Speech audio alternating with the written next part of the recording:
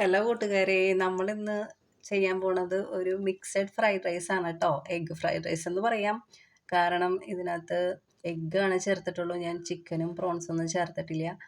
അപ്പോൾ റെസ്റ്റോറൻറ്റ് സ്റ്റൈലിൽ തന്നെ ഒരു അടിപൊളി ഫ്രൈഡ് റൈസ് നമുക്ക് വീട്ടിലുണ്ടാക്കി നോക്കാം കേട്ടോ. അപ്പോൾ അതിനായിട്ട് ഉപ്പും ഓയിലും കൂടി ചേർത്ത് മുക്കാൽ ഭാഗം വേവാക്കി മാറ്റി വെച്ച ബസ്മതി റൈസ് കേട്ടോ.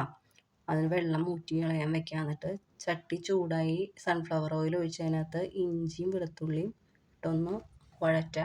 അത് കഴിഞ്ഞ് കഴിയുമ്പോൾ നമുക്ക് ചോപ്പ് ചെയ്ത് വെച്ചിരിക്കുന്ന ഒണിയൻ ചേർത്ത് കൊടുക്കാം കേട്ടോ.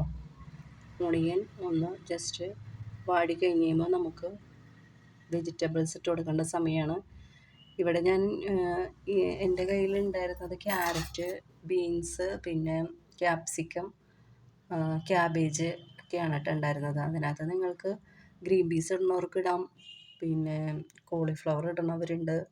അപ്പോൾ അതൊക്കെ പിന്നെ സെലറി ഇടാം. നമ്മളുടെ കയ്യിൽ ഉള്ളതനുസരിച്ച് നമ്മുടെ ഇഷ്ടത്തിനനുസരിച്ചൊക്കെ ഓരോരുത്തരുടെ ചോയ്സാണ് അതൊക്കെ കേട്ടോ. അപ്പോൾ അതൊക്കെ നന്നായിട്ട് ചോപ്പ് ചെയ്ത് ഇതിനകത്തിട്ട് ഒന്ന്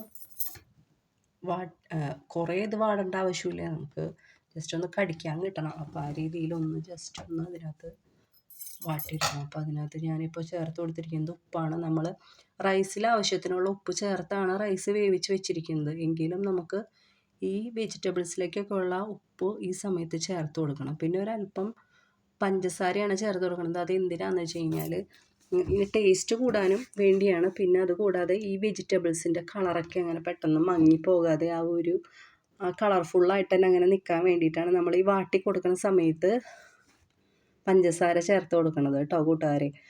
അപ്പോൾ അതൊന്ന് വാടിക്കഴിഞ്ഞ് കഴിയുമ്പോൾ നമുക്കിപ്പോൾ ഇതിനകത്തേക്ക് ക്യാബേജ് ഇട്ട് കൊടുക്കാം.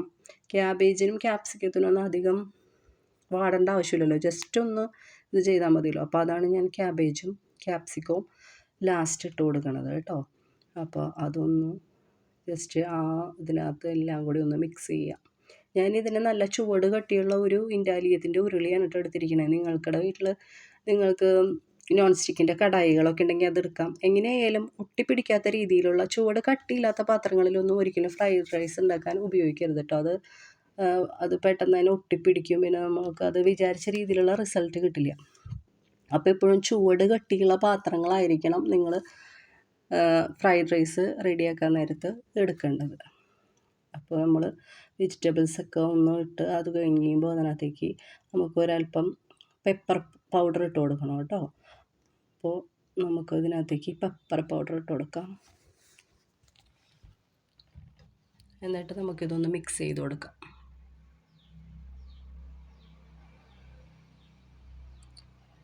ഇനി നമുക്ക് ഇതിനകത്തേക്ക് എന്തൊക്കെയാണോ ആഡ് ചെയ്യാനുള്ളത്, നമുക്ക് എഗ്ഗ് ആണെങ്കിൽ എഗ്ഗ്, ഇപ്പോൾ ഞാൻ എഗ്ഗ് ഉപ്പും കുരുമുളക് പൊടി ഇട്ട് ചിക്കി പൊരിച്ചെടുത്ത എഗ്ഗാണ് ഇട്ടിരിക്കുന്നത്. ഇനിയിപ്പോൾ അതെല്ലാം നമുക്ക് ചിക്കനാണെങ്കിൽ ഇതുപോലെ തന്നെ ഉപ്പും കുരുമുളക് പൊടി ഇട്ട് ഡ്രൈ ആക്കി അത് ചേർക്കാം. ഇപ്പോൾ പ്രോൺസ് ആണോ മഷ്റൂം ആണോ എന്തൊക്കെയാണോ നമുക്ക് ഈ സമയത്ത് ചേർക്കേണ്ടതെന്ന് വെച്ചാൽ അതൊക്കെയും കൂടി ഈ വെജിറ്റബിൾസിൽ കൂടി ചേർത്ത് ഒന്ന് നന്നായിട്ട് മിക്സ് ചെയ്തെടുക്കണം കേട്ടോ. ഫ്ലെയിം എപ്പോഴും നല്ല കൂട്ടി വെക്കണം. കുറഞ്ഞ തീയിലിടരുത്, നല്ല കൂടിയ തീയിലായിരിക്കണം നമ്മൾ ഈ ഫ്രൈഡ് റൈസ് തയ്യാറാക്കി എടുക്കേണ്ടത് കേട്ടോ. അപ്പോൾ അങ്ങനെ ഇതെല്ലാം കൂടി മിക്സ് ആയി കഴിയുമ്പോൾ ഇനി നമ്മൾ സോസുകൾ ചേർത്ത് കൊടുക്കേണ്ട സമയമാണ്. അപ്പോൾ ഇതിനകത്ത് ഞാനിപ്പോൾ കുറച്ച് ടൊമാറ്റോ സോസ് ചേർത്തു, പിന്നെ കുറച്ച് സോയാ സോസാണ് ചേർത്ത് കൊടുക്കുന്നത്. അങ്ങനെ സോയാ സോസും കൂടി നമ്മൾ ചേർത്ത് കൊടുക്കുകയാണ്. ഈ സമയത്ത് വിനെഗർ ചേർക്കണമെങ്കിൽ വിനെഗർ ചേർക്കാം കേട്ടോ. പക്ഷേ ഞാൻ ഇതിൽ വിനെഗർ ചേർത്തിട്ടില്ല. എനിക്ക് ഈ സോയാ സോസ് ചേർത്തപ്പോൾ തന്നെ എനിക്ക് ഇതിനുള്ള പുളിയായിട്ടുണ്ട്. പിന്നെ ഞാൻ ഈ റൈസ് വേവിച്ചപ്പോൾ കുറച്ച് ചെറുനാരങ്ങ നീര് പിഴിഞ്ഞ് ഒഴിച്ചിട്ടുണ്ട്. അപ്പോൾ അതുകൊണ്ട് പിന്നെ ഞാൻ വിനെഗർ ചേർത്തില്ലായിരുന്നു. റൈസിൽ ഈ എപ്പോഴും വേവിക്കുമ്പോൾ നമ്മൾ ഈ ചെറുനാരങ്ങ നീരും കൂടി പിഴിഞ്ഞൊഴിച്ച് കുറച്ച് ഓയിലും ഉപ്പും കൂടി ചേർത്ത് വേവിച്ച് ഡ്രെയിൻ ചെയ്തെടുക്കുകയാണെങ്കിൽ റൈസ് കൂട്ടി ഒട്ടിപ്പിടിച്ച് ഇതാവില്ല കേട്ടോ. എൻ്റെ ഇതിപ്പോൾ ഇങ്ങനെ ഈ ഡ്രെയിൻ ആയപ്പോൾ ഒത്തിരി ഇങ്ങനെ ഇരിക്കണം എന്നുള്ളൂ. പക്ഷേ ഇതിപ്പോൾ നമ്മൾ ജസ്റ്റ് മിക്സ് ചെയ്യുമ്പോൾ തന്നെ എല്ലാവരും നല്ല പൂ പോലെ വിടർന്ന് വരും കേട്ടോ. അത് നിങ്ങൾക്ക് കാണാൻ പറ്റുന്നേ, ഒട്ടും തന്നെ ഇത് ഒട്ടിപ്പിടിച്ചിട്ടില്ല. ഇനി നമ്മൾക്കിത് ഈ റൈസ് ഒരുമിച്ചിടരുത്, കുറച്ച് റൈസ് ഇട്ടിട്ട് ഇതുമായിട്ട് നന്നായിട്ട് യോജിപ്പിച്ചെടുക്കുക. അത് കഴിഞ്ഞിട്ട് പിന്നെ ബാക്കി റൈസായിട്ട് യോജിപ്പിച്ചെടുക്കുക. അങ്ങനെ അങ്ങനെ നമ്മൾ യോജിപ്പിച്ചെടുക്കണം കേട്ടോ. ഇത് ഒരുമിച്ച് ഒരിക്കലും യോജിപ്പിച്ചെടുക്കരുത്. ഒരുമിച്ചെടുത്ത് യോജിപ്പിക്കാൻ നോക്കിയാൽ ഇതൊക്കെ പൊട്ടിപ്പോകും. അപ്പോൾ ഇതെല്ലാം നല്ല ഫുൾ ഫ്ലെയിമിൽ തന്നെ എല്ലാം നന്നായിട്ട് മിക്സ് ചെയ്ത് ഇത് അതിന് എല്ലാം യോജിപ്പിച്ചതിന് ശേഷം നമുക്ക് ഫ്ലെയിം ഓഫ് ചെയ്യാവുന്നതാണ് കേട്ടോ. അപ്പോൾ എല്ലാവരും ട്രൈ ചെയ്യുന്ന